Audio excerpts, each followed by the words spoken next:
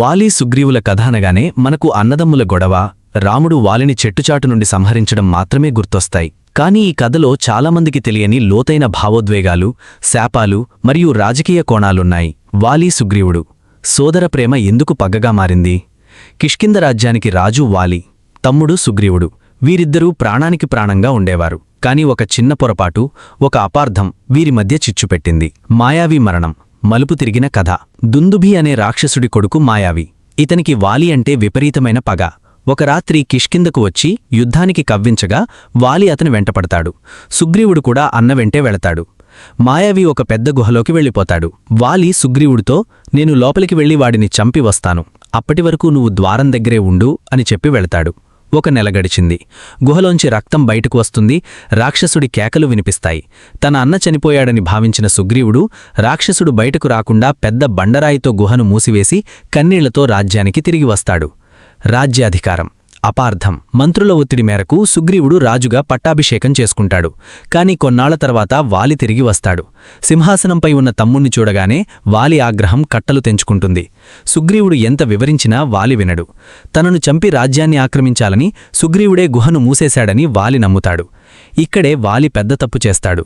సుగ్రీవుణ్ణి తరిమికొట్టడమే కాకుండా తమ్ముడి భార్య అయిన రుమను బందీగా చేసుకుని తన భార్యగా చేసుకుంటాడు. ఇది అధర్మం. వాలికి ఉన్న శాపం ఋష్యమూక పర్వతం. వాలికి ఉన్న బలం సామాన్యమైనది కాదు. ఎదురుగా ఉన్న శత్రువులో బలంలో సగం వాలికి వస్తుంది. అందుకే అతడిని ఎవరూ జయించలేరు. అయితే మతంగ మహర్షి ఆశ్రమంలో రక్తం చిమ్మినందుకు వాలి ఋష్యమూక పర్వతం మీద అడుగుపెడితే మరణిస్తాడని శాపముంటుంది. అందుకే ప్రాణభయంతో సుగ్రీవుడు అక్కడ దాక్కుంటాడు. రాముడి బాణం ఎందుకు చెట్టుచాటునండి? దీనికి 2 కారణాలు చెబుతారు. వాలి వరం. ఎదురుగా నిలబడితే రాముడి బలంలో సగం వాలికి వెళుతుంది. కాని భగవంతుడైన రాముడికి ఇది వర్తించదు. ఇది కేవలం లోకరీతి కోసం చేసిన పని. రాజధర్మం. వాలి ఒక మృగం, వానరుడు. మృగవేటలో ఎదురుగా నిలబడాల్సిన అవసరం లేదని ఒక వాదన. ప్రధాన కారణం, వాలిని చూస్తే రాముడికి తన తమ్ముడు లక్ష్మణుడు గుర్తువస్తాడేమో, ఆ దయతో వాలిని వదిలేస్తాడేమో అన్న సందేహం.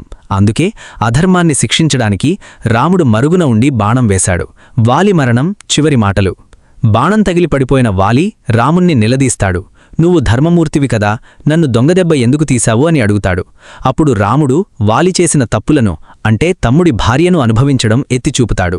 తప్పు తెలుసుకున్న వాలి తన కొడుకు అంగదుణ్ణి రాముడికి అప్పగించి ప్రాణాలు వదులుతాడు. వాలి సుగ్రీవుల కథ మనకొక గొప్ప పాఠాన్ని నేర్పుతుంది. అపార్థాలు ఎంతటి బలమైన బంధాన్నైనా తెంచేస్తాయి. వాలి మహాబలవంతుడే కావచ్చు, కాని అధర్మం వైపు నిలబడటం వల్ల అతనికి పతనం తప్పలేదు. ఈ అద్భుతమైన పురాణగాథ మీకు నచ్చినట్లయితే వీడియోని లైక్ చేయండి. వాలి చావుకి సుగ్రీవుడు కారణమా, లేక వాలి అహంకారమా? మీ అభిప్రాయాన్ని కామెంట్ సెక్షన్లో తెలియజేయండి. మరిన్ని ఆసక్తికరమైన నిజాల కోసం ఇప్పుడే మా ఛానల్ని సబ్స్క్రైబ్ చేసుకోండి. ధన్యవాదాలు.